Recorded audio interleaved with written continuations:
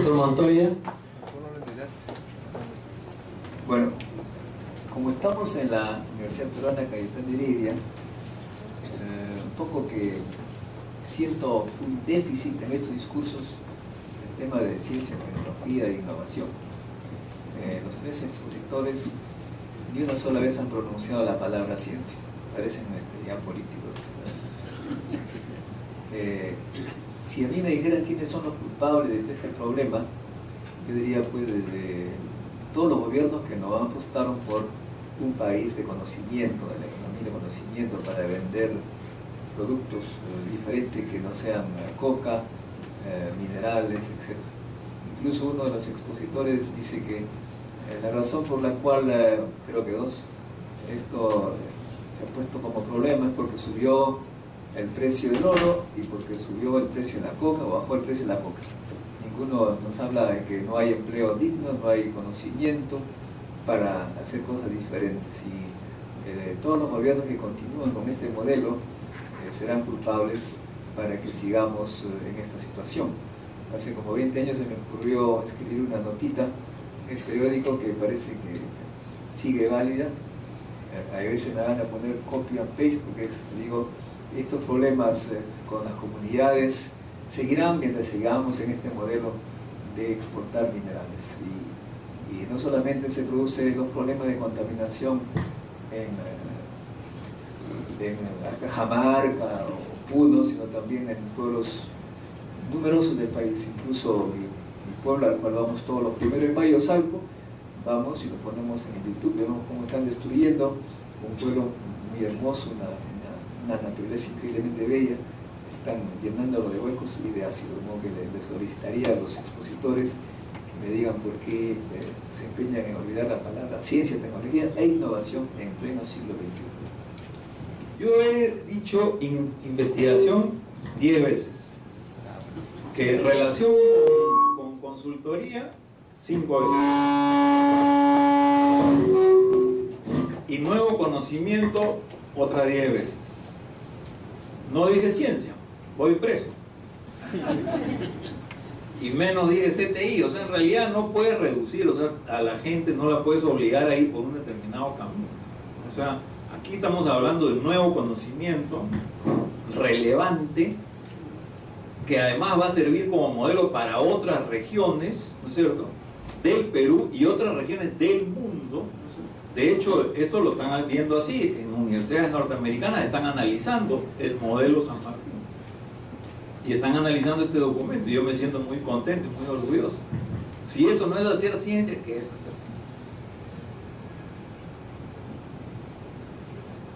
ciencia? Yo también coincido con el ingeniero Villarán. Efectivamente, el problema principal, uno de los problemas principales que atraviesa actividades extractivas como la minería y otras, son problemas estructurales de orden político, de orden económico.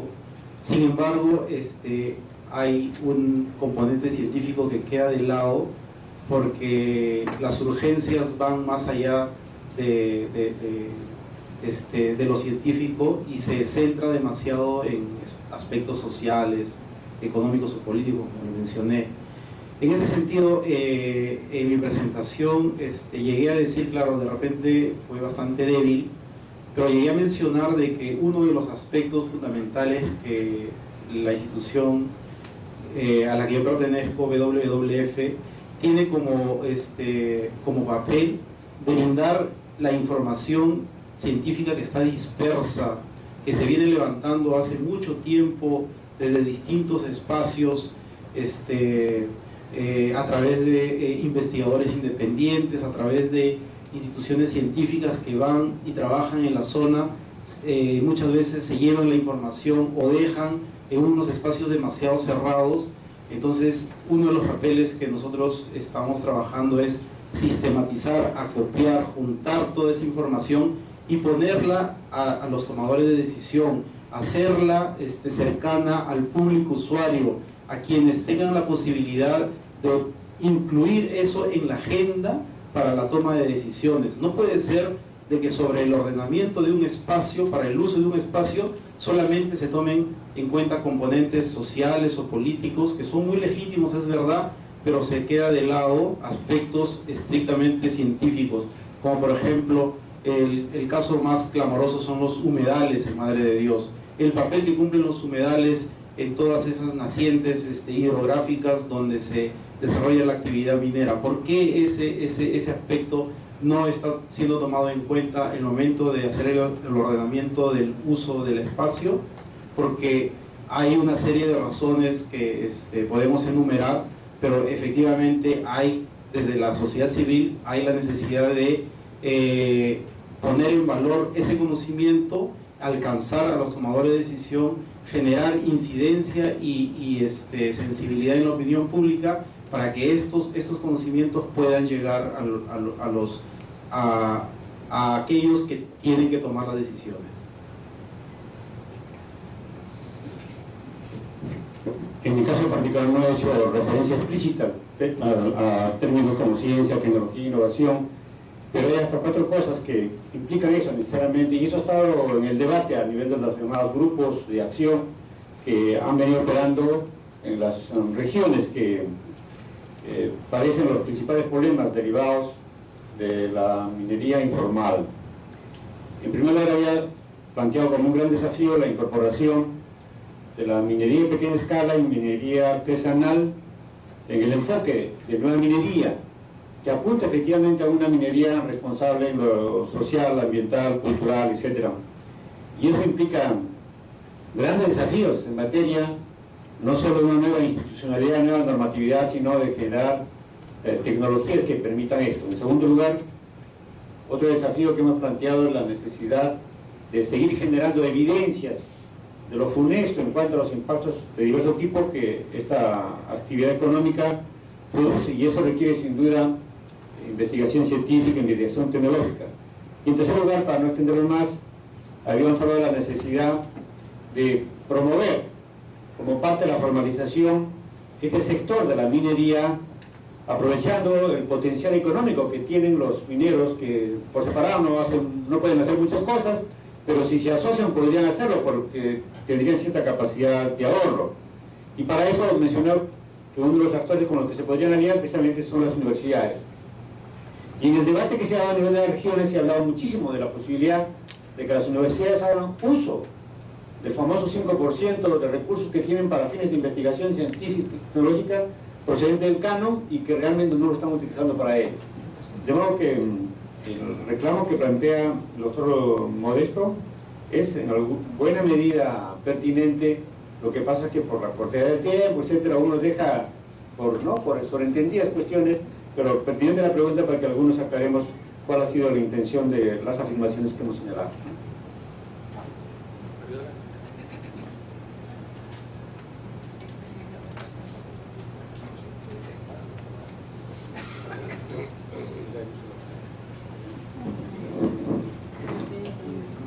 Bueno, un poco en el sentido de la pregunta, no sé si la acusación de Modesto, pero la apoyo. En el sentido que ya estamos comenzando a hablar de cambio climático en el país, tal vez una situación que veremos en el año 2100 o no, lo sabemos, pero los estragos que vemos actualmente son sobre los que debemos actuar. Y coincido con Modesto que nos desarrollamos a ciegas, porque no estamos utilizando la ciencia y tecnología para ese desarrollo que queremos sostenible, menos aún que pensar en mitigar lo que va a venir acá en 70 años. Creo que en ese sentido, por lo menos mi comentario va en ese sentido, no de los informes que ustedes han presentado, porque por supuesto creo que han sido sumamente claros, y además con gran recopilación de información, inclusive científica, que también vemos en muchos aspectos que no ha sido generada por nosotros, sino los fondos vienen de otro lado, y en algunos lugares han sido generadas también por investigadores extranjeros, ¿no? Creo que en ese sentido sí hay un esfuerzo por hacer, y también con respecto al canon, Exactamente. Nosotros como una universidad privada andamos medio desesperados que no tenemos canon y sin embargo habría mucho por hacer en esos temas con los recursos del canon. Entonces tal vez es el momento de toda esa información hacer un poco de pedagogía en las universidades para que sepan que todos esos temas hay que trabajar. De repente, no ellos individualmente, pero todos los actores que tienen las herramientas para hacerlo.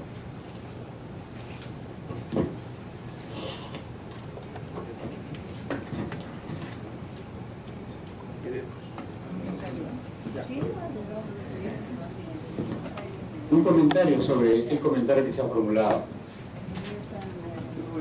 Y creo que efectivamente las industrias extractivas, además de algunos beneficios que generan, que no pueden ser negados, generan también grandes impactos negativos que hoy están a la base de esta curva de conflictividad socioambiental y también conflictividad que puede evolucionar a otros planos, como es la conflictividad política, que hoy día está caracterizando a más de uno de los conflictos serios que se enfrentan con relación a la minería.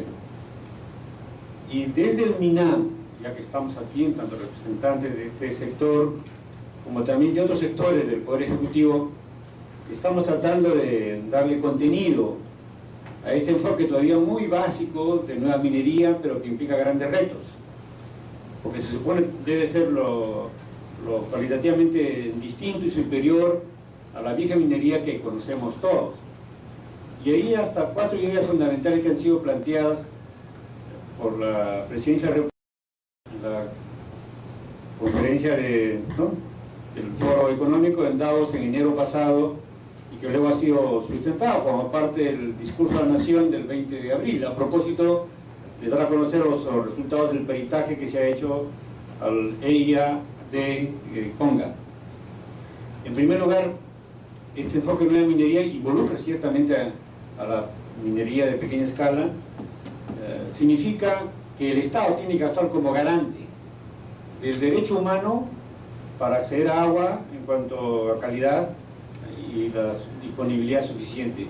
Y esa es una regla de juego fundamental, pues reprioriza el uso práctico del agua, ¿no? Que en los papeles, en la ley, dice es la población y la agricultura, pero que en muchos sitios, en la práctica, el agua estaba sirviendo básicamente a proyectos mineros con enormes impactos sobre la agricultura, biodiversidad, etc. En segundo lugar, la armonización de las operaciones y actividades mineras con las exigencias ambientales, los más altos estándares ambientales posibles. Y ahí hay mucho que investigar. En tercer lugar, y eso creo que es el paso más importante y que podría ser formidable, la convivencia, es el término que se ha utilizado, de las actividades mineras con la diversificación productiva. Y específicamente se ha hablado de ganadería, se ha hablado de agricultura y se ha hablado de agroindustria.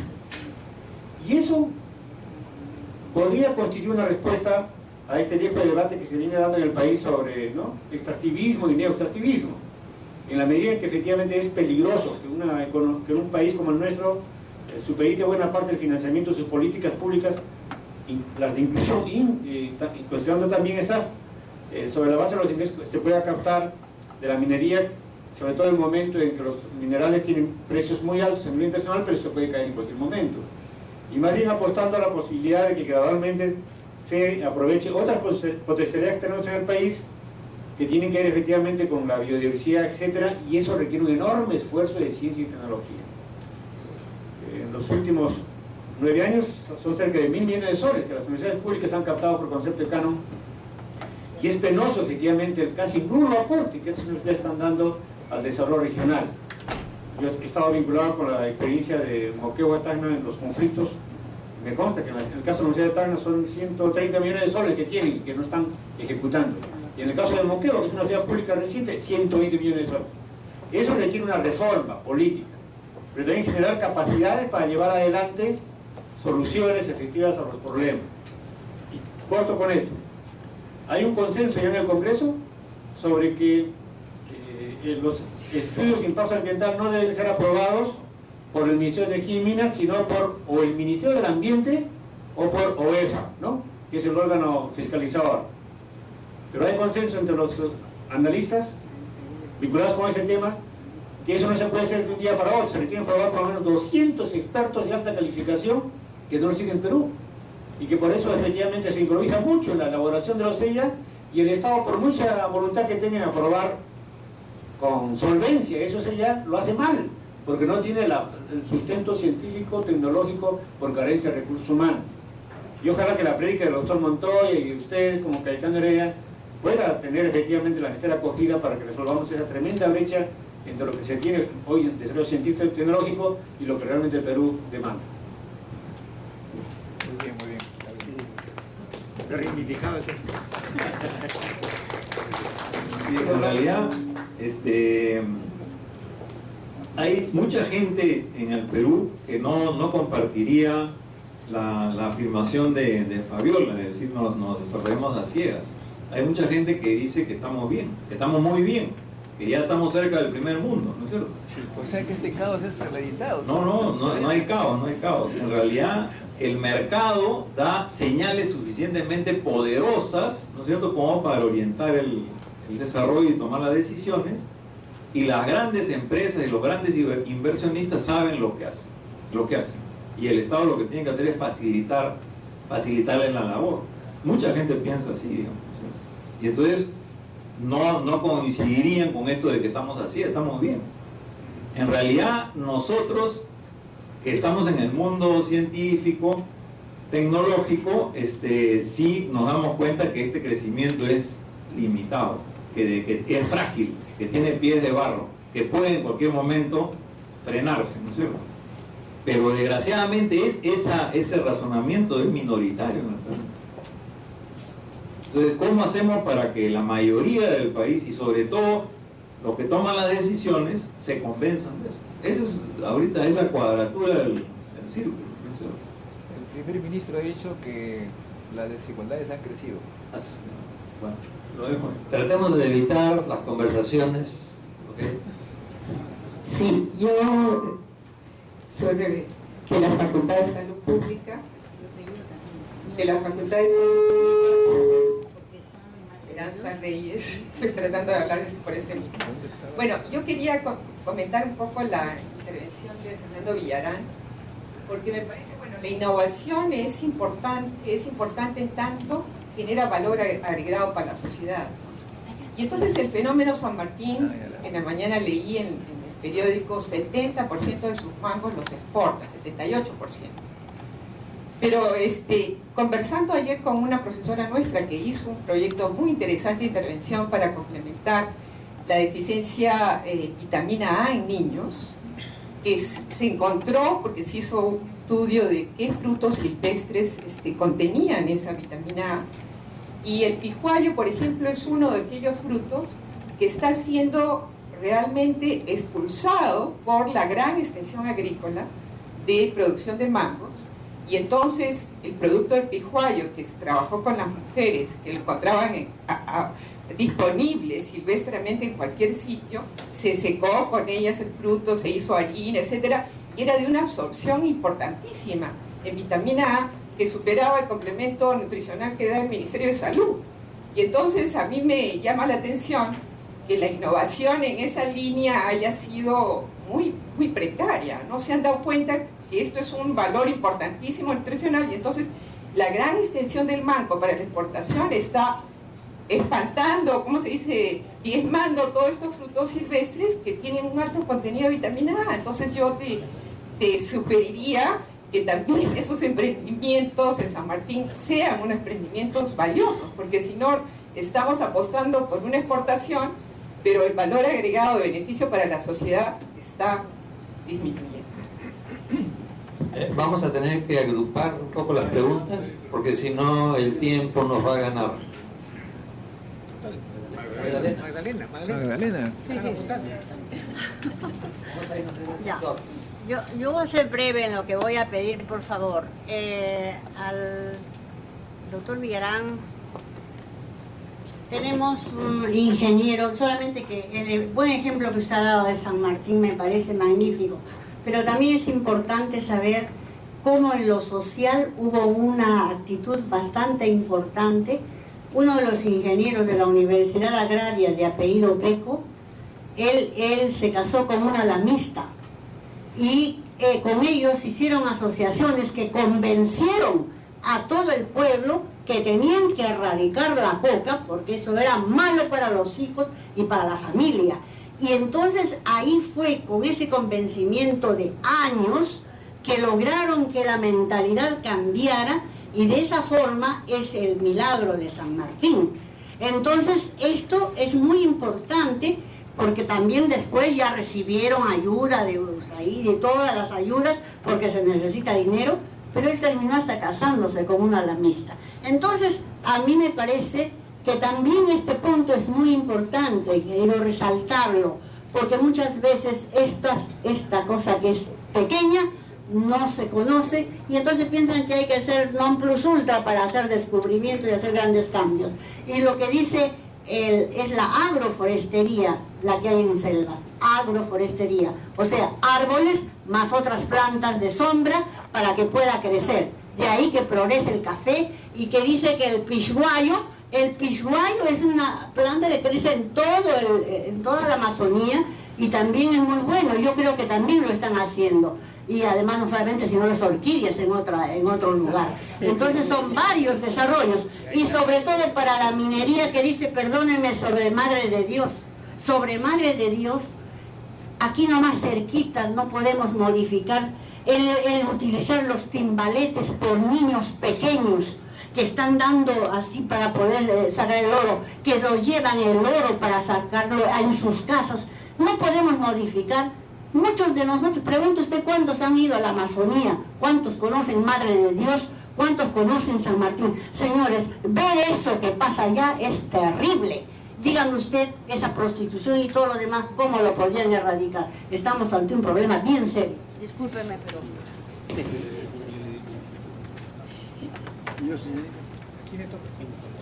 Sí, es que el doctor Weisberg está siguiendo, él es quien indica el orden. Es que el doctor Weisberg es quien está siguiendo el orden. Estamos tratando de seguir un orden. Bueno, quería preguntarle al señor que expuso sobre el modelo de San Martín, ¿cuál es la diferencia entre asociaciones y cooperativas? Porque en el norte tenemos las asociaciones, por ejemplo, de bananeros, ¿no?, que están funcionando muy bien y no sé por qué no despegamos. Y a los señores que exponen sobre minería ilegal, yo vivo en Sullana, una zona que en su momento tuvo muchas industrias porque el gobierno dio un incentivo de zonas industriales, zona franca, pero ya ese incentivo se anuló y bueno, pues ya no tenemos industrias de gaseosas, no tenemos ningún tipo de industrias, ¿no? Y entonces prácticamente se comenta que Sullana pues vive de la informalidad. Entonces, si bien es cierto, es política de este gobierno poner en orden todo, ¿qué otros tipos de industrias vamos a hacer para que la gente tenga trabajo en esa zona? Muchas gracias.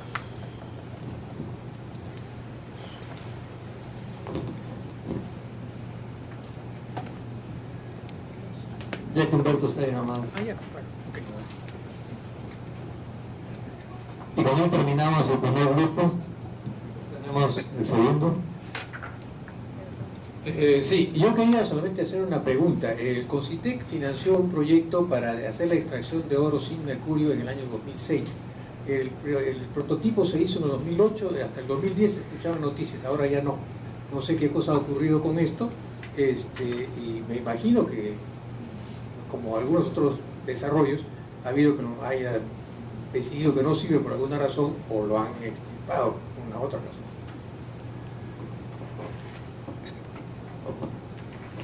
Creo que sería bueno responder las preguntas de este primer grupo.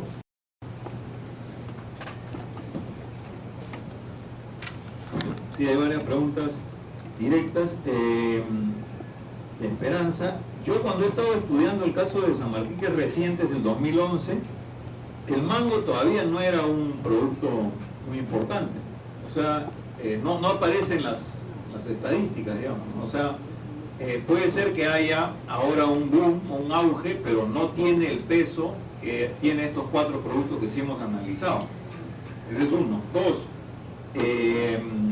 yo estoy de acuerdo con que hay que hacer programas de salud y de repente el pijuayo tenía un componente muy bueno para la alimentación, la nutrición, pero esto es parte de las políticas de salud, ¿no es cierto? O sea, debe ser parte de la política de salud. De hecho, está ocurriendo. O sea, uno de los secretos del éxito de San Martín es que tiene un gobierno regional eficiente. Un buen presidente regional, que ahora es el presidente de todos los presidentes regionales, o sea, César Villanueva. Y él, y está en el modelo, una de las explicaciones es que ellos han hecho fuertes inversiones en infraestructura, pero sobre todo en educación y salud, del gobierno regional. Y entonces, digamos, si el gobierno regional se hace cargo de eso, en su programa de salud, eso se va a mantener. Y yo esperaría que eso ocurra, digamos, no tendría por qué pensar que no. O sea, no tiene por qué haber una contradicción entre desarrollar algunos productos para exportación y tener buenos programas de salud basados en producción local. No tiene por qué haber, no tendría.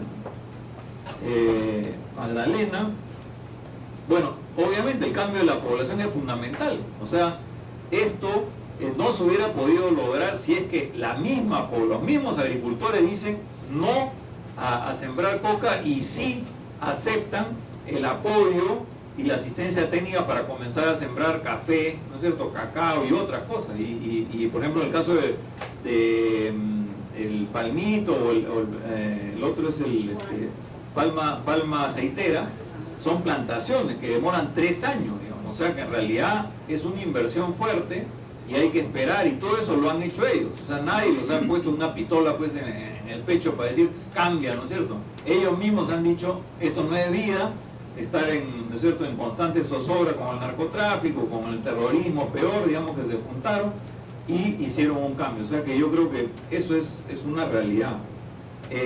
La diferencia entre asociaciones y cooperativas, lo que yo he hablado es de un fenómeno de asociatividad, es un concepto general.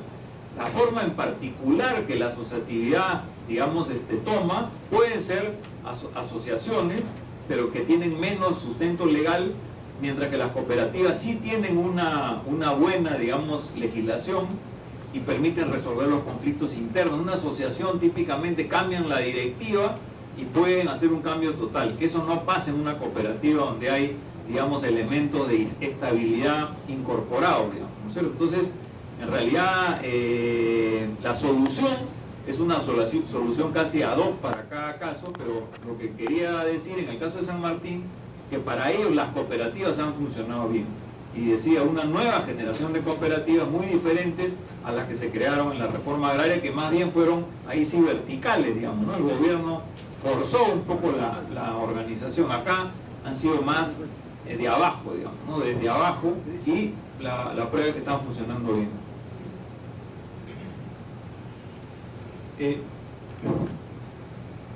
El Fondo Mundial para la Conservación, WWF, es una organización de conservación, y en el Perú su portafolio está circunscrito exclusivamente en la Amazonía peruana.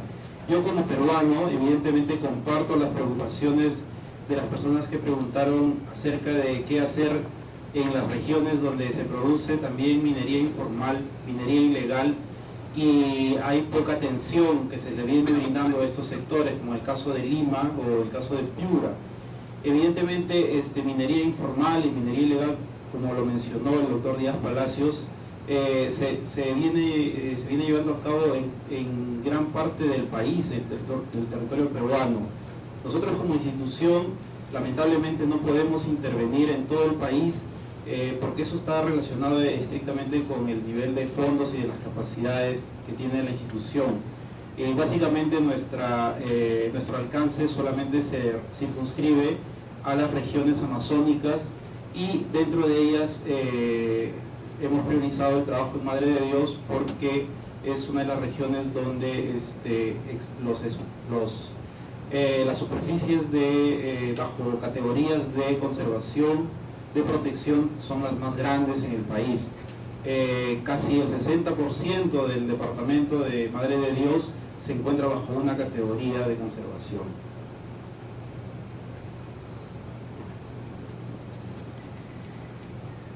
somos un país sumamente heterogéneo, de modo que el grado de desarrollo integral va a ser también bastante heterogéneo por muchos aspectos. Al Gobierno Nacional le corresponde establecer políticas nacionales que permitan que las localidades o las regiones aprovechen al máximo sus potencialidades para generar su desarrollo, incluyendo ciertamente las actividades que signifiquen valor agregado a través de la industrialización. Pero ahí hay una serie de variables que tomar en cuenta. El primero, la calidad de los planes de desarrollo concertados, sea regional o local. Son instrumentos obligatorios, pero algunos son buenos y otros son regulares y la mayor parte sirven para poco. En segundo lugar, el grado de asociatividad y de capacidad propositiva de los actores, públicos y privados. En tercer lugar, la capacidad de liderazgo de las autoridades, lo que nos comenta Fernando, hay que destacarlo como un aprendizaje. ¿Por qué las demás regiones amazónicas, donde se ha invertido también mucho en materia de desarrollo alternativo, que tienen los mismos problemas, no han tenido su propio milagro? Creo que la gran diferencia está en la calidad del liderazgo político, variable que no hay que subestimar. El liderazgo político significa sin duda poner en práctica ambiciones de desarrollo de mediano y largo plazo sin caer en el cortoplacismo.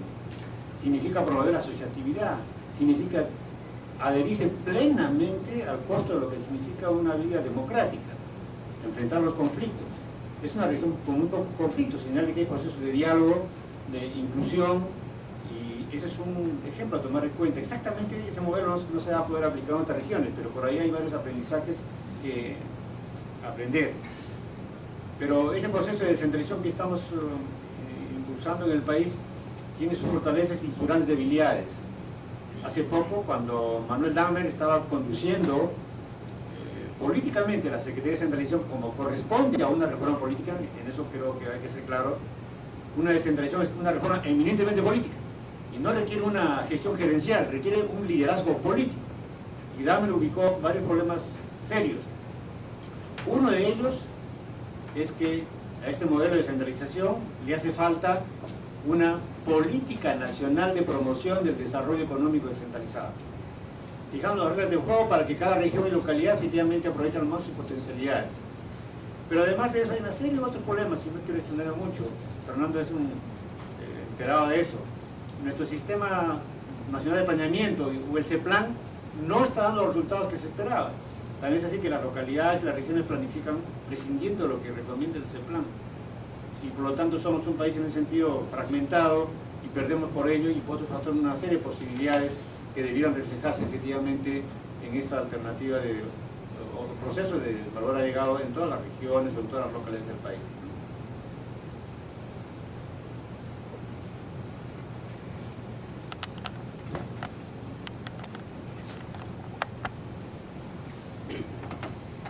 Yo tenía un comentario. Mi nombre es Alfonso Chiquén, de la Facultad de Salud Pública. Tenía una pregunta al doctor Villarán. Es que en el modelo que usted plantea, me parece que había explícitamente señalado como no una ausencia, sino una omisión del Estado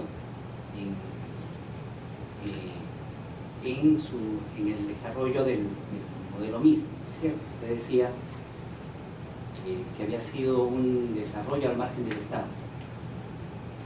Creo que esto lo pone un poquito como, lo relativiza en su última intervención, al señalar el rol que había cumplido de alguna manera como el gobierno regional, pero quisiera que pudiera como aclarar ese punto, porque eso haría también, digamos, del modelo de San Martín, no sé si inédito, pues, pero contrario a lo que se piensa generalmente, ¿cierto? Si habría si un modelo de desarrollo podría ser posible al margen del Estado.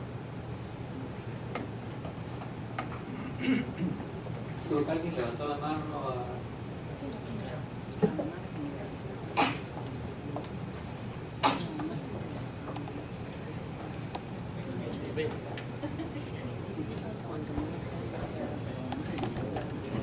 Buenas tardes, soy de la Facultad de Psicología y bueno, mi pregunta es un poco puntual. yo soy de Cajamarca, la zona de Serendí, conozco muy bien toda esa zona, Conga, etc. Y al momento en que usted señalizó, aparte de que es un movimiento político, entre otras, lo que viene a ser el conflicto con Conga, bueno, me pareció un tanto despectivo la manera en que usted lo dijo, ya que, bueno, como lo señala, San Martín tuvo un desarrollo sin tener minería. En Cajamarca tuvimos 20 años de minería. Sigue habiendo pobreza, la contaminación es bárbara, así digan lo que digan. Bueno, se recomienda no lavarse los dientes con el agua del caño, por eso tenemos que comprar agua mineral. Tampoco hay un gran problema porque la ciudad ha crecido de manera muy desordenada. El canon minero, pues, ¿de qué nos sirve el dinero si no tenemos educación? ¿De qué nos sirve? ¿De qué nos sirve tener tanto dinero? Porque al fin y al cabo sabemos que tenemos un gran problema de corrupción en Perú. Y entonces, por más que nos den millones de millones de millones, la gente no sabe cómo administrar esos millones. Y hay un gran problema. Entonces, ¿cuál sería la diferencia ahora? La gente que está ya ha vivido toda su vida, ha habido todo ese cambio en el cual de la noche a la mañana, sin avisar, se comenzaron a morir los peces, habían plagas porque ya no habían sapos, se malogró el ecosistema. Y entonces decir que es algo político simplemente, y no sé si, pero van a generar millones de dólares, pero en 20 años, ya son 20 años y no ha habido cambio. Bueno, yo sí sé que la minería genera mucho dinero. Sí, y no estoy en contra de ella, pero creo que existen lugares y lugares. Por más que digan que esta minería es legal, pues a decir verdad ha retrocedido, porque hace 20 años, en Cajamarca 20 años, no había tantos problemas de delincuencia, robos, la ganadería, la agricultura, entre otras, era pues más fuerte. Entonces, mi pregunta era eso. Y bueno, y también la intervención que estoy haciendo. Entonces, creo que más que nada sería cómo hacer primero para que desde ustedes que tienen, digamos, más noción, primero educar, para nosotros recién poder saber qué hacer algo. Como dijo la doctora, estamos en un país que, así no lo quieran decir, que por el momento tendremos dinero, pero no sabemos cómo administrarlo. La educación está por los suelos. Entonces, quisiera saber qué medidas se tomaría para ello. Nada más.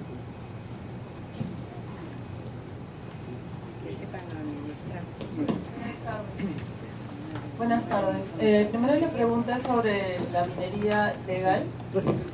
Bueno, el problema de la minería ilegal es básicamente con el oro, que todo el mercurio como desecho va al río.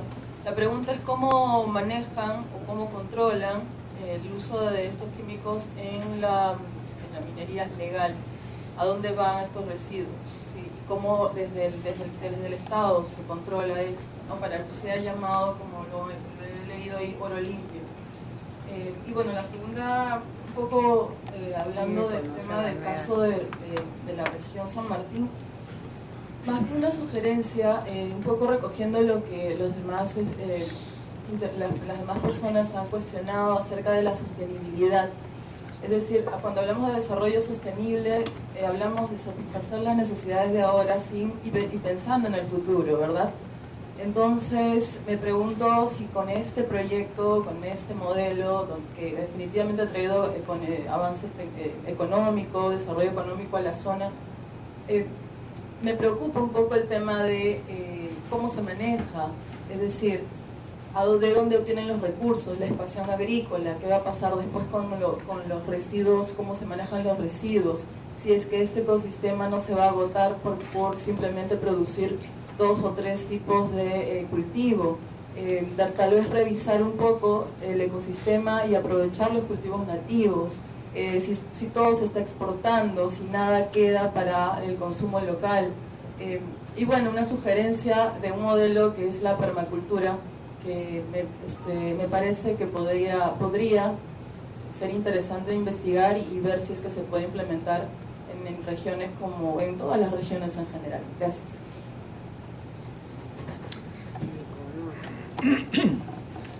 Bueno, dicen que el que espera desespera. Voy a tratar de además estoy medio ronco. Primero agradecer mucho por la información tan bien resumida e importante que ustedes han expuesto. A mí me pareciera que hay tres modelos a comparar para lograr alguna utilidad. Es un modelo sin minería en la selva, otro modelo con minería también en la selva, pero con la particularidad de que está inserto dentro de un área protegida. Habría que preguntarse por qué es que se hizo esto y si fue un error, porque no se corrige. Y en tercer lugar, la minería en la sierra. Para los tres me gustaría saber cómo han manejado la relación con la comunidad. No se trata de mesas de diálogo de último momento, 2 o 3 horas, sino de del permanente respeto que se tiene por la sociedad civil en sus opiniones y en sus decisiones, porque ellos son los que sufren en realidad del problema, más que los funcionarios que van de Lima o que están en los cuadros directivos. Entonces, creo que el respeto a la sociedad civil es algo importante, cómo se ha manejado en las tres situaciones. Y lo otro, abundando en lo que dice la señorita que me antecedió en la palabra, hace poco me he enterado que en las alturas del río Rímac, como consecuencia de la respectiva minera, hay una colección en Tamboraque precisamente, que un poco más y un poco de lluvia y eso se viene sobre el río Rímac. Consecuencias, ya saben ustedes cuáles pueden ser. Mi pregunta entonces más concreta es, el Ministerio de Salud, ¿qué opina, por ejemplo, de la contaminación por plomo en las madres que aún están gestando y que tienen el plomo ya en el niño? Y que en el PEAS de salud pública no figura la atención por medio del SIS. Eso es importantísimo porque es una emergencia. ¿Acaso no podría ser una emergencia también el detener toda actividad minera en Madre de Dios, porque está perjudicando al pueblo y además porque está perjudicando a la naturaleza, a la biodiversidad, etc.? Esas son preguntas que en mi mente, yo soy psiquiatra y de repente un poco la falta de capacitación de una adecuación a la realidad me está fallando, pero creo que son preguntas que deben surgir y creo que están en la mente de muchos de nosotros. Muchas gracias.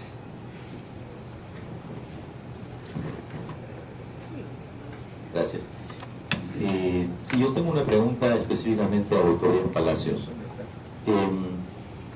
En 2 de las 3 exposiciones se ha hablado del ordenamiento territorial como una herramienta que puede ser efectiva, digamos, para la prevención o para la solución de los conflictos socioambientales, ¿no? Y bueno, sabemos que esos conflictos socioambientales básicamente son conflictos por uso de territorio, ¿no? Que para uso agrícola, para uso minero, para uso de otro tipo. Si bien es cierto, la creación del Ministerio del Ambiente fue todo, yo creo, un hito en el país, todavía existen una serie de problemas de duplicidad de funciones, ¿no?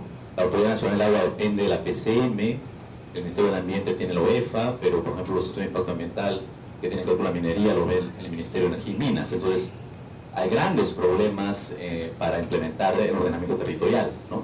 Entonces mi pregunta directa sería, ¿cuáles son concretamente, cuáles son los avances, ¿no? En la normativa y en la implementación de este ordenamiento territorial para que realmente sea efectivo, ¿no? ¿Y cuáles son los papeles, o cómo vislumbran ustedes los papeles que cumplirían los diferentes niveles de gobierno y específicamente el Ministerio del Ambiente? Ok, yo creo que hay suficientes preguntas. Bueno,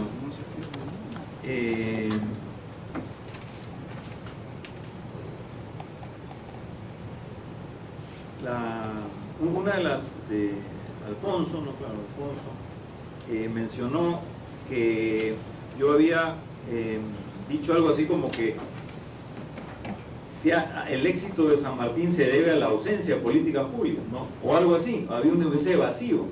Que su modelo estaba, o sea, usted había señalado... No, yo creo que me he expresado mal, pero digamos, si esa ha sido la conclusión, es nada más ajeno a mi pensamiento, porque yo creo que el rol del Estado es fundamental. Y justamente ya terminé un libro, que lo voy a sacar dentro de poco, sobre la crisis financiera del 2008, donde el problema ha sido la ausencia del Estado. La desregulación en el sector financiero generó eso. Y lo que sí, entonces yo creo que el rol del Estado es fundamental. Lo estamos viendo en ciencia, tecnología e innovación. No hay, digamos, un liderazgo, no hay recursos, entonces estamos mal ahí. Y está todo el país mal. En el caso de San Martín, el gobierno regional tuvo un papel muy importante en, ya lo dije, infraestructura, política de salud, política de educación, y para eso hizo una gestión financiera, recortó los subsidios, ¿no?, que tenían y lo puso en un fondo, y eso permitió palanquear. Entonces, en realidad, lo que sí quise decir es, el Perú en su conjunto, la política nacional del gobierno nacional en los 90s fue que no debería haber políticas industriales, no había promoción de exportaciones y no había muchos recursos para los pequeños productores en forma directa. Y sin embargo, esas tres cosas que a nivel nacional no se hacían, sí se hicieron en la región San Martín. Se apoyó el valor agregado, y plantas enteras se han financiado para hacer industrialización, se apoyó el contacto con el mercado exterior para exportar, promoción de exportaciones, y se apoyó directamente a miles de pequeños agricultores gastando millones de dólares, que no hizo el gobierno central. Entonces, por eso es que yo hablé de una burbuja de políticas públicas. Contraria era dentro de la política nacional, que era ausencia del Estado, no me meto a promover. En San Martín sí se promovió y sí se obtuvieron resultados.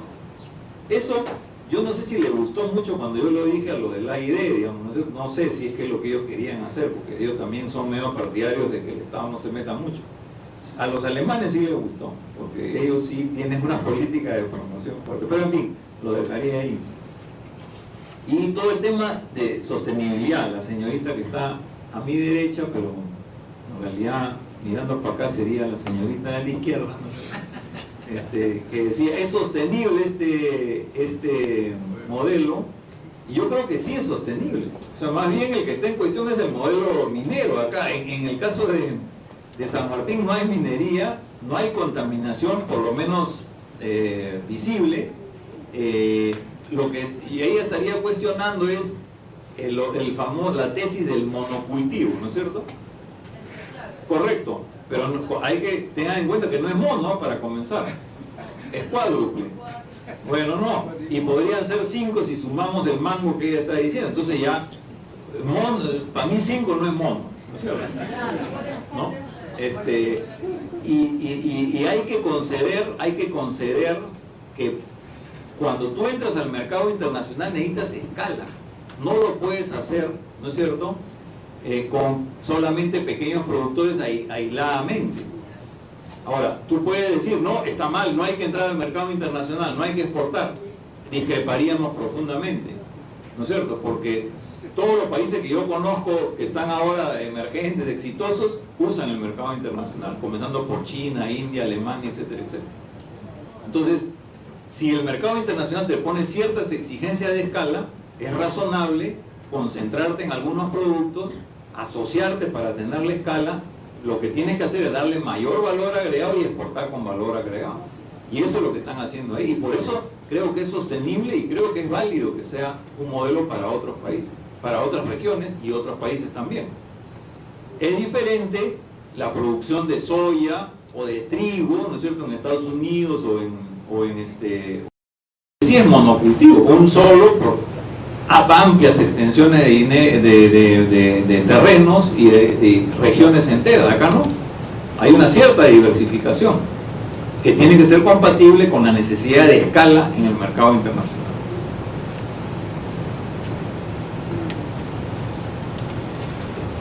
Hubo una pregunta que mencionaba qué pasó con el proyecto de Concitec prescindía del uso de mercurio para el aprovechamiento del oro.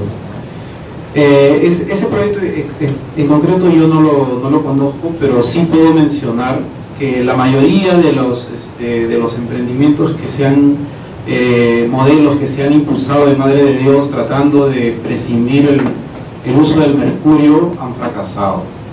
Las razones, hay distintos elementos que explican por qué han fracasado. Básicamente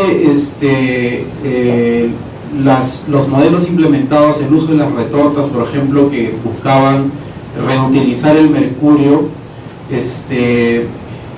generaba un tiempo adicional que desalentaba el uso de estas retortas a los mineros, porque eso en términos de costo-beneficio no le generaba ningún beneficio. Entonces ellos mismos nunca se sintieron alentados a utilizarlos. Los otros métodos de gravimetría, que a través de la centrifugación se hace el aprovechamiento del oro sin uso de mercurio, también fracasaron porque la capacidad de aprovechamiento del oro era muy bajo con respecto a los métodos tradicionales. Entonces, a la fecha, en Madre de Dios, prácticamente todos los esfuerzos que se han hecho para buscar alternativas de oro limpio han fracasado. Evidentemente hay otros ejemplos que sí han dado algunas luces en otros países, como por ejemplo en Guyana Francesa o en Surinam o en Colombia, en la región del Chocó, donde han alcanzado a tener algunos estándares Fair Trade y que ya están exportando a otros mercados donde se comercializa oro certificado. Nosotros creemos que aquí en el Perú, en estos momentos aquí en el Perú, hablar de oro limpio es una utopía.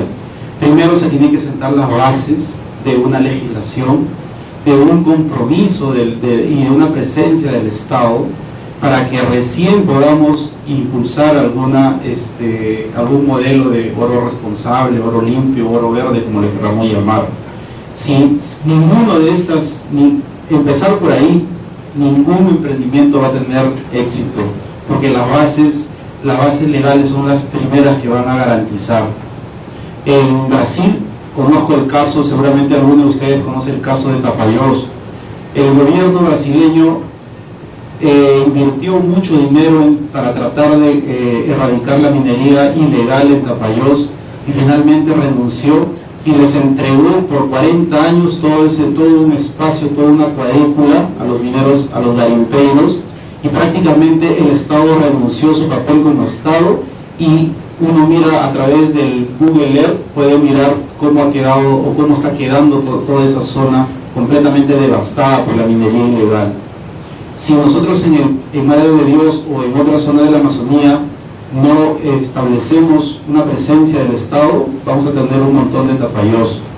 Entonces es la responsabilidad de nosotros como ciudadanos, como peruanos, tratar de acompañar al Estado peruano, a las autoridades, a los gobiernos regionales, para enfrentar este problema, pero de raíz, de fondo, en la que podamos sentar bases firmes para tratar de contrarrestar este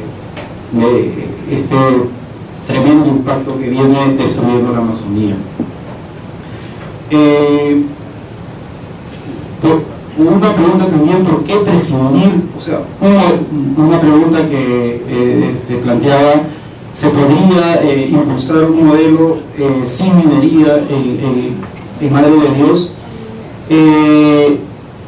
Hace más o menos 12 años atrás, cuando yo llegué por primera vez a Madre de Dios, alentaba también ese deseo.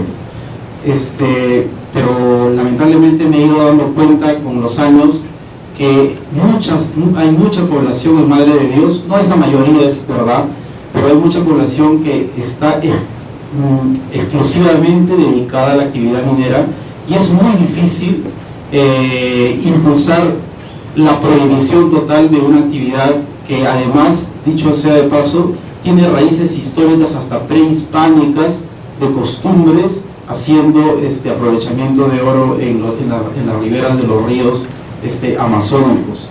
Hoy en día las comunidades indígenas de Madre de Dios están planteando la opción de utilizar alrededor del 15% de sus territorios para hacer minería. Imagínense ustedes, son poblaciones indígenas locales, nativas de estos lugares, no son migrantes andinos empujados por la pobreza, como siempre se ha mencionado. ¿De dónde provienen esos 50.000 o 60.000 mineros que han invadido los ríos de Madre de Dios? Vienen de Puno, vienen de Arequipa, del Cusco, empujados por la pobreza. Pero no, hoy en día hay comunidades indígenas que se han dedicado a la actividad minera, no son migrantes de ningún sitio y no quieren cambiar, o sea, han apostado por esas prácticas y no lo van a cambiar. El más claro ejemplo es la comunidad Cotsimba. No sé si ustedes han visto un informe que sacó el ministro Brac a inicios del año pasado, cuando todavía estaba en vigencia su gestión. Hay unas fotos impresionantes de cómo está quedando Cotsimba a partir de la actividad minera.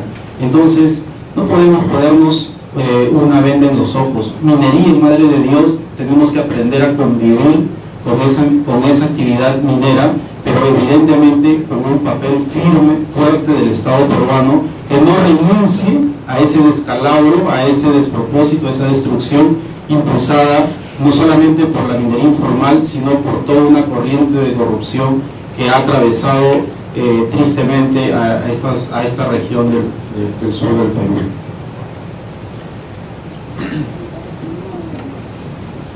Yo abordaré dos temas, uno a título de MINAM y otro a título personal. La respuesta de este MINAM con relación a la zonificación ecológico-económica y el ordenamiento territorial parte por reconocer grandes intereses opuestos a la necesidad de la zonificación y al ordenamiento territorial. Eso, en el caso del tema que nos ha ocupado esta tarde, el tema de la minería, se refleja en que efectivamente muchos inversionistas mineros quisieran tener las manos absolutamente libres para tramitar concesiones y hacer inversiones lejos del control social, el control gubernamental subnacional. Por eso es que algunas empresas que han participado en procesos de zonificación ecológico-económica, una vez que se ha ido haciendo evidente dónde no podían invertir, han desconocido el proceso y lo han cuestionado, y eso ha ocurrido en Cajamarca. Forma parte de este modelo de vieja minería una política absolutamente inconsistente de otorgación de concesiones. Cualquiera de ustedes puede tramitar una concesión y puede tener el control de esa concesión por 20 años sin haber hecho nada. En este momento hay 23 millones de hectáreas de nuestro territorio concesionadas, a cerca de 50.000 concesionarios. Pero todo el movimiento económico de pequeña minería, informal, ilegal, formal y de mediana y gran medida se realiza en menos de 2 millones de hectáreas. O sea, hay 21 millones de hectáreas que están, entre comillas, ociosas. Pero la motivación de fondo es la especulación. Hay muchos ejemplos que a veces no se hacen visibles por el peso que tienen en la opinión pública y en los poderes de decisión determinadas instituciones. Les cuento un caso que conozco. En 1997, Anglo American se asocia con el Banco Mundial para, por 12 millones de dólares, comprar el gran yacimiento de Quellaveco. 12 millones de dólares. En 2000 se le otorga la certificación ambiental al proyecto Quellaveco, pero por problemas de precios y otros factores hasta ahora no ha iniciado la construcción. Y hace 3 meses el Banco Mundial, que era dueño de la quinta parte de las acciones y que por lo tanto invirtió menos de 3 millones de dólares, de esos 12 millones de dólares, vendió su parte de accionariado, ¿saben cuánto? 882 millones de dólares. ¿Dónde? Fuera del país. ¿A quién? A una empresa japonesa. Por lo tanto, el Perú no captó un solo dólar, así, por esa transacción. Y hay quienes desde el Poder Ejecutivo sostienen que ese es un modelo que hay que mantener vigente. Y lo mismo se ha hecho con el caso de los lotes petroleros. Por eso la enorme dificultad en cambiar el modelo de minería y llevar adelante instrumentos que tengan que ver con la regulación del agua y el ordenamiento territorial. Es un acierto este planteamiento muy germinal de nueva minería, pero es enorme el desafío para todos los peruanos y peruanas que queremos llevar adelante la posibilidad de que la minería efectivamente sirva fundamentalmente al desarrollo nacional, sin dejar de reconocer la cuota de beneficio que los inversionistas deben llevarse sin duda. Bueno, al cabo de una década, 5 gobiernos regionales han culminado su proceso de zonificación ecológica económica. 5 están a punto de terminar, 10 tienen avances regulares y 5 no han hecho nada. Señal que hay dificultades en el propio Estado Nacional para aprobar una política que es tan fundamental. Pero el problema más delicado es que ¿para qué trabajar tanto haciendo una zonificación ecológica como base del ordenamiento territorial si luego se va a desconocer su naturaleza vinculante? Hay sectores empresariales como los mineros que dicen que el ordenamiento debe ser meramente referencial, lo que quiere decir que no se va a aplicar porque efectivamente su poder es inmenso para lograr persuadir a las autoridades políticas, administrativas, de que se deje de lado lo que se ha convenido, que no es un escenario apropiado para la inversión en industrias extractivas. Hasta ahí, algunas opiniones.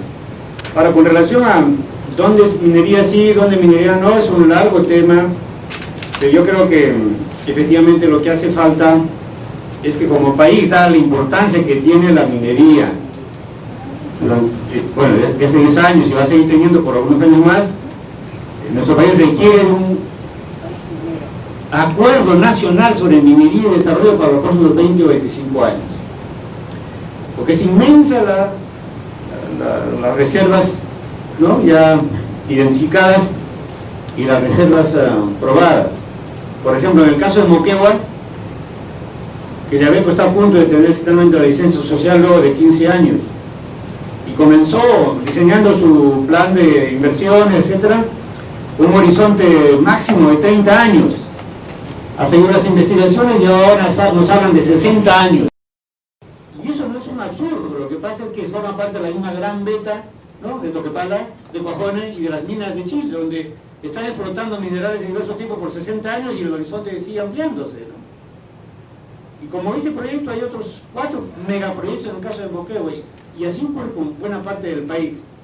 Sin duda, el Perú no puede vivir solo de la minería, tiene que saber aprovecharla, pero cómo hacerlo, dónde hacerlo, etcétera, requiere un gran acuerdo nacional que podría ser una política de Estado más que sea legitimada por el acuerdo nacional y que luego en alguna medida sea respetada por todos. El tema es muy complicado, muy extenso, creo que quedamos ahí simplemente como parte de las reflexiones finales frente a un tema que sin duda es apasionante y que está polarizando al país. El caso Conga comenzó con consistentes cuestionamientos a Leia y también por preocupaciones de carácter ambiental. Pero no es secreto para nadie que en la medida que el conflicto se ha polarizado y se ha mantenido, ya ha pasado a otro plano. Comprensible, se puede discrepar.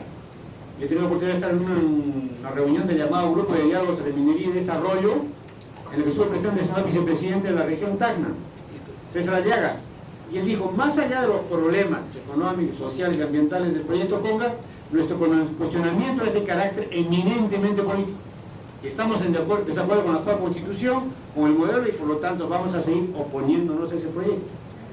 Opción seguramente legítima para muchos, no legítima para otros, pero ahí ha llegado el extremo de este conflicto que efectivamente está polarizando el país. Muchas gracias.